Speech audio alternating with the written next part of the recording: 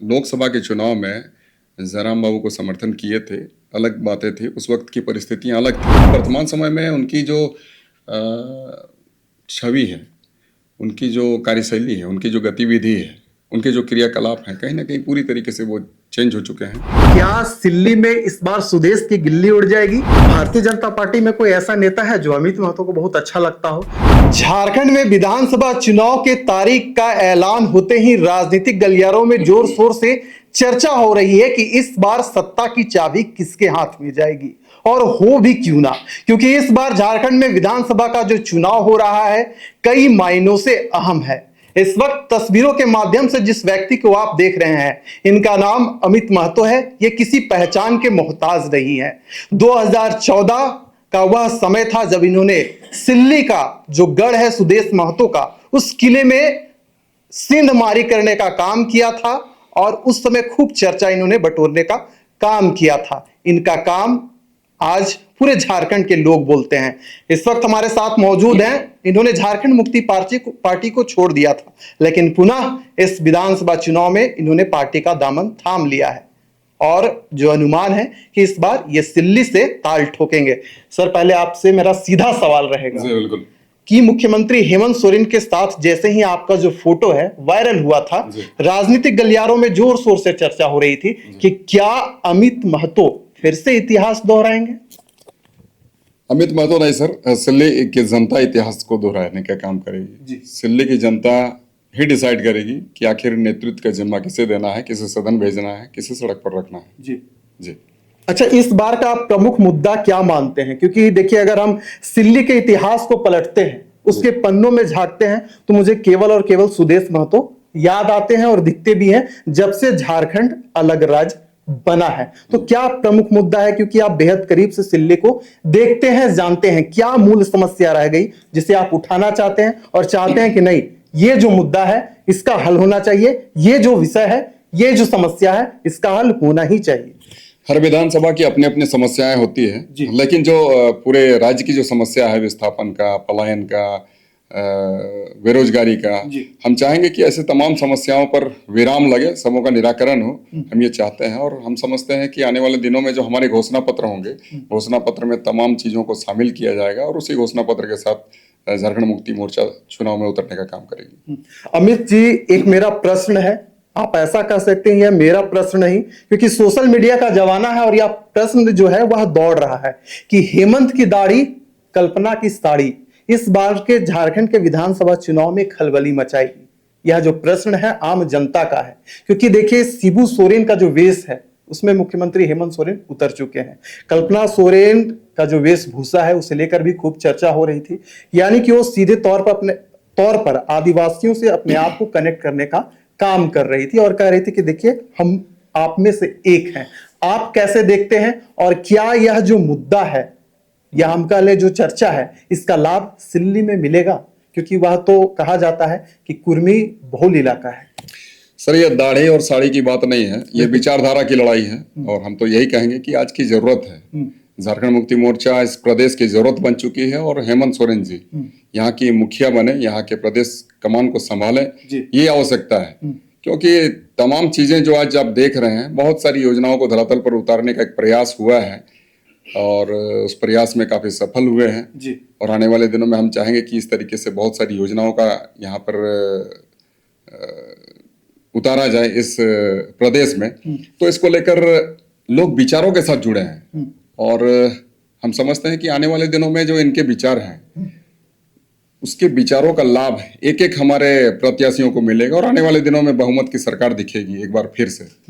अच्छा, मौजूदा में आपकी सरकार है, आपकी सरकार के ऊपर कई सारे आरोप भी लगते हैं, जिसमें से भ्रष्टाचार एक प्रमुख मुद्दा रहा है। जिस प्रकार से विपक्ष में जो अहम भूमिका निभा रही है भारतीय जनता पार्टी, गठबंधन सरकार को लेकर यही कहती है कि राज्य में महिलाओं का अपमान हो रहा है, भ्रष्टाचार व्याप्त है, बालू लूट, सब कोयला लूट रहा है, यह सरकार बालू लूट रहा है, ऐसे तमाम तरह का आरोप आपकी सरकार पर लगता है। और जो दृश्य है, जो इतिहास है, यही कहता है कि कई लोगों को जेल भी जाना पड़ा, जिसमें मुख्यमंत्री हेमंत सोरेन भी शामिल थे। इस पर आपका क्या राय रहेगा और क्या आप टिप्पणी करना चाहेंगे? जी बिल्कुल, ये जो आरोप लगाए गए हैं ईडी सीबीआई के द्वारा, तो देखिए आज के समय में हेमंत जी कहाँ पर हैं? जी कहीं ना कहीं बाहर हैं। और ये मनगढ़ंत बातों से किसी को आप ढांप नहीं सकते हैं। जी और सूरज को कितनी भी कोशिश की जाए बादल नहीं ढक सकता है। बिल्कुल। तो इसलिए ये एक प्रयास हो रहा है विपक्षी दलों के द्वारा। और हम दूसरी बात ये कहें, भ्रष्टाचार की बात है, निस्संदेह भ्रष्टाचार तो हमेशा ही से रहा है, आज नहीं, ये तो इतिहास रहा है। परंतु हमारा ये प्रयास होगा आने वाले दिनों में कि भ्रष्टाचार पर लगाम लगाया जाए, अंकुश लगाया जाए।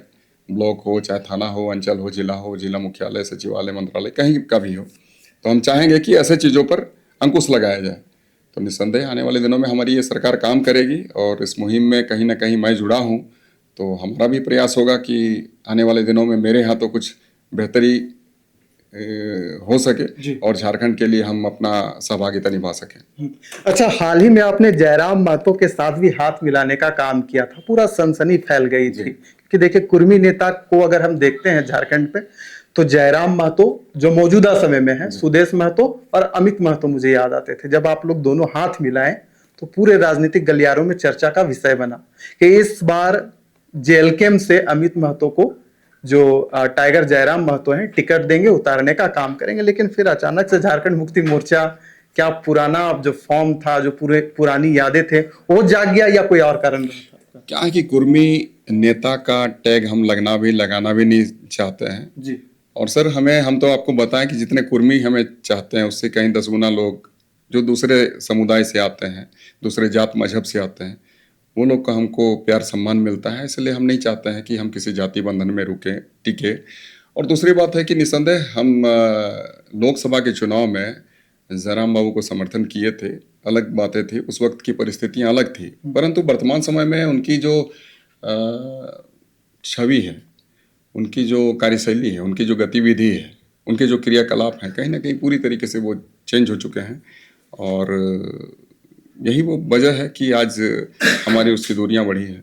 दूसरी बात आपको कहना चाहेंगे, आपने कहा कि हेमंत जी के साथ आप क्यों गए, झारखंड मुक्ति मोर्चा में क्यों गए? तो हम आपको बताना चाहते हैं कि जैसा कि हम पहले भी कहे थे कि झारखंड मुक्ति मोर्चा ही आज इस प्रदेश की जरूरत है और हेमंत सोरेन जी आज यहाँ की जरूरत बन चुके हैं। वो इसलिए कह रहे हैं कि आप देख रहे हैं कि हमारे इस झारखंड प्रदेश में वर्तमान समय में एक से बढ़कर एक योजनाओं को लाया गया और उतारा गया। हम आपको बताना चाहेंगे, ये पाराकर्मी जो कि हमेशा ही झारखंड बनने के बाद हमेशा ही आंदोलित रहा करते थे, आंदोलित थे, आज उस आंदोलन को कहीं ना कहीं विराम दिया गया है। जी। पारा शिक्षकों की सेवा निवृत्ति जो होती है वो 60 इयर्स कर दी गई है। पारा शिक्षकों को ईपीएफ योजना का लाभ दिया जा रहा है। पारा शिक्षकों में अगर ये नियम डाला गया है कि अगर वो सेवा पीरियड में, सेवा अवकाश में ही, अगर सेवा अवधि में अगर उनकी मृत्यु होती है तो अनुकंपा के आधार पर उनको नौकरी सुनिश्चित कराई जाएगी और उसके मानदेय में बढ़ोतरी की गई है। ठीक उसी तरीके से जो हमारे मनरेगा कर्मी हैं उनके मानदेय में 30% की वृद्धि कर दी गई है। जी। जो सरकारी कर्मी हैं उनको कैशलेस आपकी मेडिकल सेवा दी जा रही है। उसके बाद आपको बताएं कि पुरानी पेंशन योजना है जिसको कि पिछले सरकार के द्वारा रोक कर रखा गया था, उसको पुनः लागू कर दिया गया है। जी।